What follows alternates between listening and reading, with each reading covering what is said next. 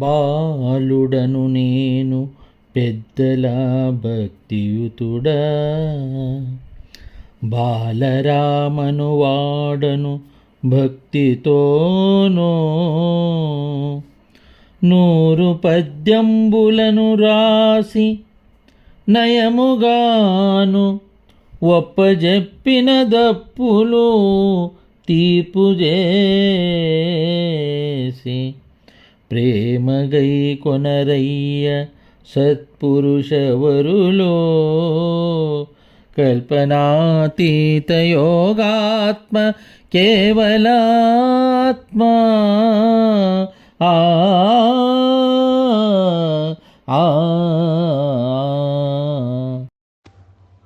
బాలుడను నేను పెద్దల భక్తియుతుడా, బాలరామను వాడను భక్తితోను, 100 పద్యంబులను వ్రాసి నయముగాను వప్పజెప్పిన దప్పులు తీర్పు చేసి, ప్రేమగై కొనరయ్య సత్పురుషవరులు, కల్పనాతీత యోగాత్మ కేవలాత్మ. జై నిజ గురుభ్యో నమః. నిజ గురు నాగనార్యుల వారి ప్రియశిష్యులైన బాలరామ పండితుల వారి చే విరచితమైన కేవలాత్మ శతకం. ఈరోజు మనం 111వ పద్యం.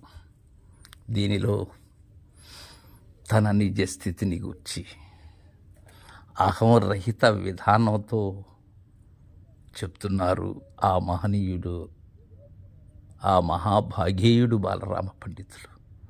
ఏమంటున్నారంటే, బాలుడను నేను పెద్దల భక్తియుతుడా, నా అర్హత అయ్యాది, నేను బాలుడనయ్యా, నేను మీలా పెద్దవాణ్ణి కాదు, అర్భకుడను, ఇంకా మీ బిడ్డనయ్యా, నేను బాలుడను. అయితే పెద్దలంటే ఎనలేని గౌరవ ప్రపత్తులు కలిగినటువంటి వాడిని, పెద్దలు సేవించేవాడిని, వారి ముద్దు పదములు నిరంతరం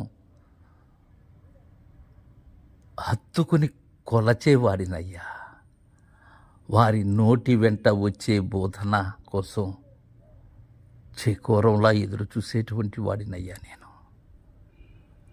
స్వాతి వర్షపు బిందువు కోసం ఎదురు చూసే ముత్యము లాంటి వాడినయ్యా. పెద్దలంటే అంత భక్తి ఉన్నదయ్యా.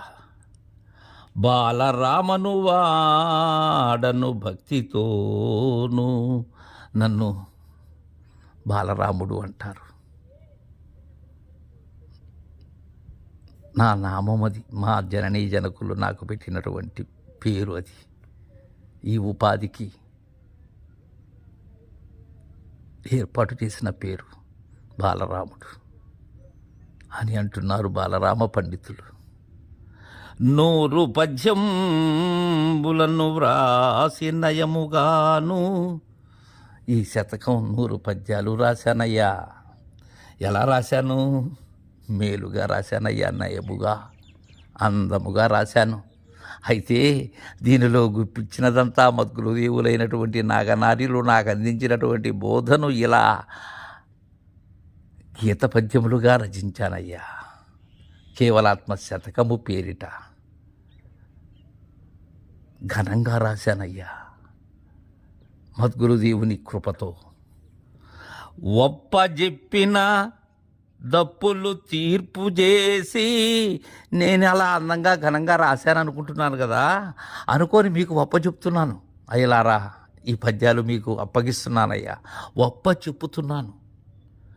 తప్పులు తీర్పు చేసి, వీటిలో నా యొక్క ఆ బాలత్వం వల్ల, బాలుడని చెప్పాను కదా, ఆ బాల్యపు చేష్టలతో ఎక్కడైనా సరే తప్పులు ఉన్నట్లయితే వాటిని తీర్పు చేయండి, క్షమించకండి. అవి ఎలా తప్పులు, ఎక్కడ తప్పులు, ఆ తప్పు అయినటువంటిది ఒప్పుగా ఎలా అవుతుంది అనేటువంటి తీర్పు చేసేటువంటి న్యాయమూర్తులు మీరు. అలాంటి గురు మహారాజులు మీరు. అందుకోసం మీకు విన్నవిస్తున్నాను. అదే విన్నపం నేను చేస్తున్నాను. ఆ మహనీయులైనటువంటి బాలరామ పండితుల వారి కేవలాత్మ శతకాన్ని ఏదో మద్గురుదేవుని దయతో తెలిసిన వ్యాఖ్యానం చేసేటువంటి ఈ కోదండరాముడు కూడా అదే విన్నవిస్తున్నాడు. ఎక్కడైనా నేను పొరపాటు దొర్లి ఉంటే వాటిని నాకు తీర్పు చేయండి. శిరసావహించి మీకు అంజలి ఘటించి వాటిని నేను స్వీకరిస్తాను. తీర్పు చేసి ప్రేమ గైకొనరయ్య సత్పురుషవరులు. నేను మీ మీద చూపించేటువంటి ప్రేమను మీరు స్వీకరించండి అయ్యా. సత్పురుషులైనటువంటి వారు మీరు, పరమ పురుషులయ్యా, మీరు ఉత్తమ పురుషులు. అలాంటి సత్పురుష వరులు కావుననే నా ప్రేమను గైకొని వీటిలో ఎక్కడైనా ఈ 100 పద్యములు రాశాను కదా, 111వ పద్యం చెప్తున్నాను ఇలారా. ఎక్కడైనా తప్పులు దొర్లి ఉంటే వాటిని తీర్పు చేయండి. మీలాంటి పెద్దల మీద భక్తిభావం ఉండేటువంటి వాడను, బాలుడను, నేను అర్భకుడను అని తెలియజేస్తున్నారు. కల్పనా యోగాత్మ కేవలాత్మ. జై గురుదేవా.